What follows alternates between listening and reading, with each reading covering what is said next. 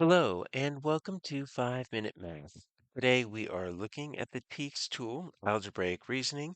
We are focusing on order of operations with a problem related to TEKS 5.4f, and we'll solve it in 5 minutes or less. If you haven't done so already, please go ahead and take a moment to pause the video, work this problem out on your own, unpause it, and we will look at our answers together. So we've got an expression here, and we need to find two expressions that are equivalent to this main expression right here. Now, you might be thinking, well, how can it be equivalent to 2? Well, remember, we're going to simplify this step by step using the order of operations. So what we're going to end up finding are two of the steps, right? And obviously, it's not even going to get down to the actual simplified number. It's always going to be an expression. So before we do that, let's write our order of operations. And so I'm going to write down PEMDAS. Please excuse my dear Aunt Sally. That's how I remember the steps. And the first step is going to be parentheses.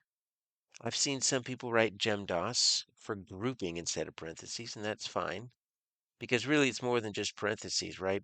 Parentheses is what you look at first, but sometimes if you see the brackets, which are what's on the outside, we're going to take care of the brackets first and the parentheses second. So both of them are looking at how we're grouping certain terms. And we actually do have parentheses right here, right, with that 15 minus 9. So we're going to make sure we do that first. Next, we are looking at any exponents, which will not show up in 5th grade. They will show up in 6th grade and above. It's that little number up to the top right, showing that you multiply a number by itself so many times. Our third step is actually two options.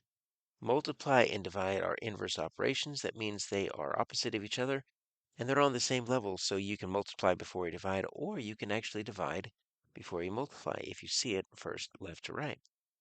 And then our same thing with addition subtraction. Those are our final steps, but they are inverse operations, which means they are opposite of each other. So you can subtract before you add if you see it.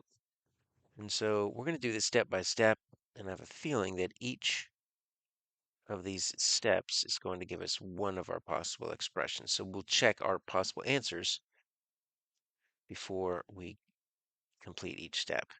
So I really just have two different operations, right? I've got two subtractions and then I've got a multiplication. Typically, you would want to multiply first because that comes first if you're going from top to bottom. But like I said earlier, the parentheses is making me do this second subtraction first. So what I'm going to do is I'm going to think within the parentheses. Now, if there happens to be more than one operation within parentheses or brackets, you still have to apply the order of operations. But in this case, it's just one operation, subtract. So 15 minus 9 is going to give me 6. So I've got 64 minus 8 times 6. So this is step 1. We can call it step 2.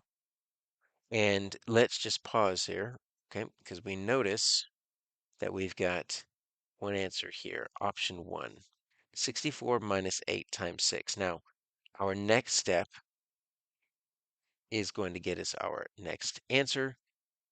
Now, we've got some options here because if we're just going left to right, take a look at this. I've got a 64 minus 8. So 64 minus 8 would get us 56. And that would get us a 56 times 6, which is an option right here. But we're not going to choose that because it doesn't follow the order of operations. What we need to do is we need to think, instead of left to right, order of operations, that multiplication is actually what's going to come next. So we're going to do 64 minus that 8 times 6, which turns into that 48. Okay? And so that's going to be our final step right there. And then, good gracious, they didn't ask us for the actual simplified term, but it feels a little bit strange not doing it. So let's go ahead and figure out what that is. We can do it vertically. You can do it horizontally if you want to, but we're going to regroup 110, leaving 5 tens. Now I've got 14 ones. So 14 minus 8, that's going to be 6. So all of this equals 16, but our answers are options 1 and 2.